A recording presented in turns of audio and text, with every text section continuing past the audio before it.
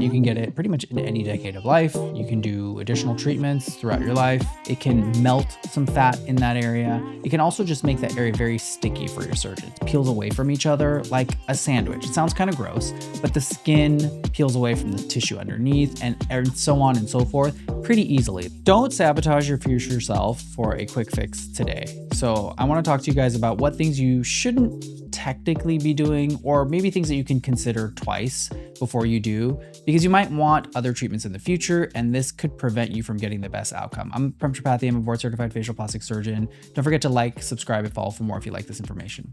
I want to talk to you first about a little bit of the anatomy of the face. So everything in the body peels away from each other like a sandwich. It sounds kind of gross, but the skin peels away from the tissue underneath and so on and so forth pretty easily. There's obviously some places that are stuck together from ligaments, whatnot, but in a lot of areas of the face, these areas peel apart pretty nicely. And if you're getting non-invasive treatments like radiofrequency treatments, radiofrequency microneedling, Ultherapy, Sculptra, these treatments that either heat up the tissues or create inflammation in the tissues, you change the way your body has had those layers together. It creates some scar tissue between them. It can melt some fat in that area. It can also just make that area very sticky for your surgeon. So it doesn't mean that you're not going to be able to have a facelift in the future. I want to talk about what it actually looks like in there from someone who does surgery and what you can do to prevent it. So that's a little bit of the anatomy. The next part is, what are some treatments that cause scar tissue? So the first is Sculptra. Sculptra is a collagen builder. It's poly-L-lactic acid. It builds some collagen underneath your skin, and it can be really great for augmenting some volume if you don't want traditional hyaluronic acid filler or radius or hyaluronic acid filler. The nice thing about Sculptra is that you can get it pretty much in any decade of life. You can do additional treatments throughout your life. It never looks overdone, and it was originally used in HIV patients to help with the way their volume changes in their face. So it's become very popular. The downside is that when it's placed with a needle or a cannula, it can be placed in multiple different tissue planes across multiple different tissue planes. Remember, injections are done blind, so we don't know which tissue plane they're entering always. Sometimes we do, but because of that, it can create some scar tissue. I've not encountered too many patients that I feel like had an overabundance of Sculptra, but then again, patients that do Sculptra are likely to have done other things too, so it's hard to know exactly what causes it, but that might be one that is a culprit. Does that mean you should never get Sculptra? No. You might be in your 30s and sort of not ready for a facelift, or you don't want anything even closely related to a facelift. You want volume. You're not treating laxity. So get a little Sculptra, it's fine. But just remember that repeated treatments throughout time done very consistently are likely then to compromise your result.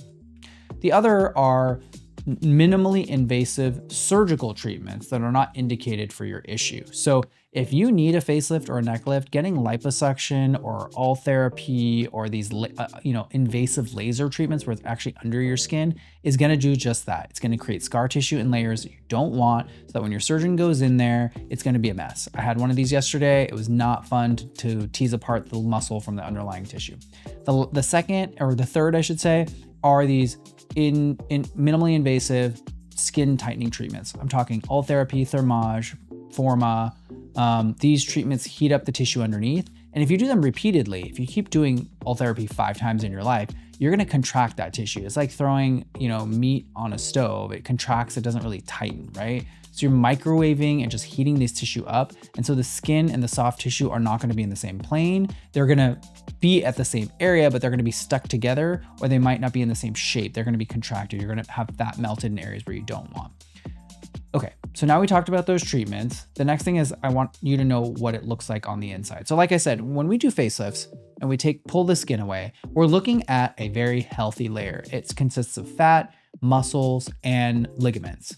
And these are all wrapped in an envelope called the SMAS. So that SMAS layer, it can actually peel away pretty nicely from the underlying sub-SMAS, the area underneath the SMAS.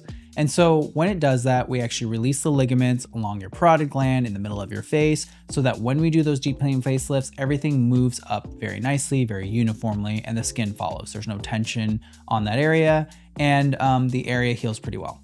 But what happens when you peel away the skin in someone who's had Ultherapy, liposuction, Kybella, all these weird treatments that cause a lot of inflammation, is the skin doesn't peel away really, really nicely. So it's almost like pulling away grilled cheese instead of just a bread off a sandwich, right? It rips, it tears, and you're getting dissection of that layer underneath. So we might think that we're elevating skin, but we're actually elevating other layers too. And I've seen this most commonly with patients that use the threads. Thread lifts go underneath the skin and then just dissect through different layers. And that is what our suture or our scissors and our surgical instruments are going to follow when we lift up the skin. It's going to follow that path that was already made there. And that's where the big problems are. So when we get to the SMAS layer, I want that layer to be in good shape. I want it to be a thick layer so that it can hold suture. I don't want it to melt and sort of fall apart. And I also don't want it to be I don't want to be in the wrong plane. The risk to being in the wrong plane during a facelift means that you could risk your facial nerve, the nerve that actually controls movement in your face, and other things like your salivary glands. You have 2 salivary glands here and 2 down here. And when you touch those areas or you're accidentally brushing up against them with something hot or with a knife, now you've damaged a structure that is used to functioning in a certain environment. So that could mean temporary or permanent nerve damage. It could also mean salivary gland damage, meaning that you're leaking saliva into your face or neck. You don't want to have those things happen, and they've happened even with threads and without surgery. So that's a really important thing for you to know. So to wrap up, if you're in a phase of your life where a facelift isn't really what you want to do, what you're anatomically needing to do, or you're just not mentally prepared for, I want you to think about what your long-term self is going to want. If you are a candidate for a facelift and you want something else, then I would skip the non-invasive treatments and wait till you're ready for a facelift. If you think that you want some volume, it's not laxity that you want to treat, and you're not a facelift candidate, then go ahead and pursue those other treatments if there are things that bother you. It should be driven by what bothers you and a thorough consultation with a professional that's going to tell you what things are going to benefit you. These choices feel a lot like choosing things on a menu, but remember, these are really, really true medical procedures that have actual risks and complications, and they can be prevented if you're doing the right treatment, and you're ultimately going to get the result that you want. So if you like this type of content, like, subscribe, and follow for more. I'll see you guys next time.